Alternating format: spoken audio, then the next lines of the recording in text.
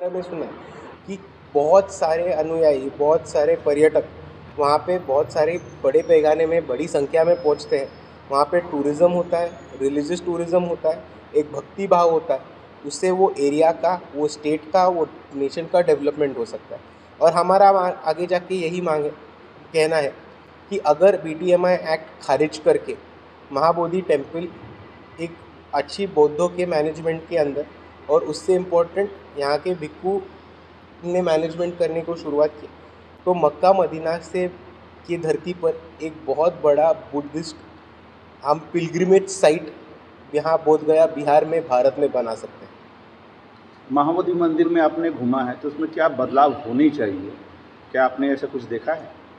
देखिए, महाबोधि बुद्ध विहार टेम्पल में बदलाव तो वो कमेटी जो नई बनाई जाएगी वो ही डिसाइड करेंगी, लेकिन जो अतिक्रमण चालू है, जो सर्वे में जो चीज़ें निकली है, उसके ऊपर कमेटी भी एक्शन ले, ऐसा मैं मानता हूँ।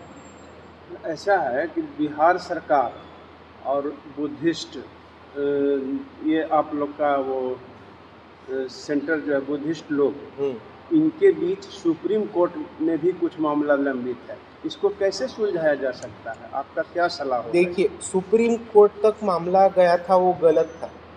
एक कोई तो महाराष्ट्र की मैडम है, वो ये मामला लेके गई थी, पर मैं ऐसे समझता हूँ कि उनको इस मामले के बारे में पूरी जानकारी नहीं थी, क्योंकि ये मामला पहले हाई कोर्ट में सुलझाना चाहिए था, और हाई कोर्ट ने अगर आदेश देते तो सुप्रीम कोर्ट मूव करना चाहिए था। आप जब ये प्रोसीजर या प्रोटोकॉल खारिज करके सीधा सुप्रीम कोर्ट के पास जाते हैं और सुप्रीम कोर्ट बोलता है कि ये हमारा इशू नहीं है, ये स्टेट का इशू है, तभी ये इशू सुलझाने में और प्रॉब्लम्स खड़े होंगे। पर इस पे लीगल एक्शन तो एक ही तरह से लिया जा रहा है, पर अभी हमारा यही फोकस है कि ज़्यादा से ज़्यादा लोगों तक ये आंदोलन पहुँचाए। आंदोलन उनके द्वारा इस मामले को पहले सुप्रीम कोर्ट में ले जाया गया था, जिसकी सुनवाई 29 जुलाई को हुई थी, और वो कई डेट उसमें सुप्रीम कोर्ट ने ये फटकार भी लगाई थी कि भाई मामले को त्वरित रूप से सुना जाना चाहिए, तो उसमें 29 जुलाई को सुनवाई हुई है। तो उस कंडीशन में और बीच में ये आंदोलन का जो रेखा चल रहा है, तो इसको पूछना चाहिए। नहीं, देखिए, जो एक लड़ाई होती है वो संवैधानिक रूप पे एक लोकशाही में अलग अलग तरीके से लड़ी जाती है। आप यहाँ के कलेक्टर को निवेदन दे सकते हैं, आप यहाँ के अधिकारी को घेराव डाल सकते हैं, आप धरना कर सकते हैं, आप रास्ता रोको कर सकते हैं, आप आंदोलन कर सकते हैं, और उसी तरीका एक ज़रिया है कोर्ट में जाना और जुडिशियल जस्टिस मांगना। तो ये तीनों तरीके के आंदोलन और ये तीनों फ्रंट पे लड़ाई चलती रहेगी, और ये बिल्कुल सही चल रही है, ऐसे मैं मानता हूँ। ये जानकारी चाहिए था कि बोधगया में 2-3 लोग ऐसे हैं जो अलग अलग आंदोलन कर रहे हैं, क्या इन्हें एक होना चाहिए या अलग अलग ये सही कर रहे हैं? नहीं, ये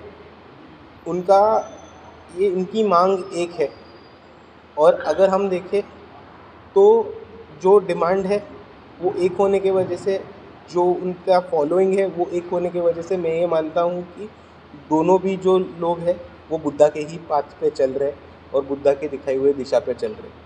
तो मैं ऐसा मानता हूँ कि आगे जाके ये आंदोलन सक्सेस होगा और दोनों पार्टी एक साथ आके ही आंदोलन सक्सेस करेंगे। नहीं, एक्ट बदलाव का मामला जो है, मेरा ये कहना है सर कि सरकार और कोर्ट, ये दोनों के बीच का मामला है। अगर अभी आंदोलन किया जा रहा है तो सरकार किसके खड़ा हो? अगर आपके तरफ खड़ा होती है गवर्नमेंट, तो कोर्ट का मानना होता है। इस पर क्या कहना चाहिए? देखिए, झगड़ा ये कोर्ट और सरकार के बीच में है ही नहीं। झगड़ा यहाँ के बौद्धों के बीच में और जिन लोगों ने BTMI एक्ट लागू किया है उनके बीच में। सरकार एक तरफ, जुडिशरी एक तरफ, ये ऐसी बॉडीज़ है जो ये झगड़ा सुलझाने वाली। तो अगर सरकार, मतलब कौन सी भी सरकार हो, आपको पता है बिहार की सरकार बहुत बदलती रहती है, आपको मेरे से बेहतर पता है, बट कौन सी भी सरकार हो, सरकार नहीं सुलझाएगी तो कोर्ट सुलझाएगा।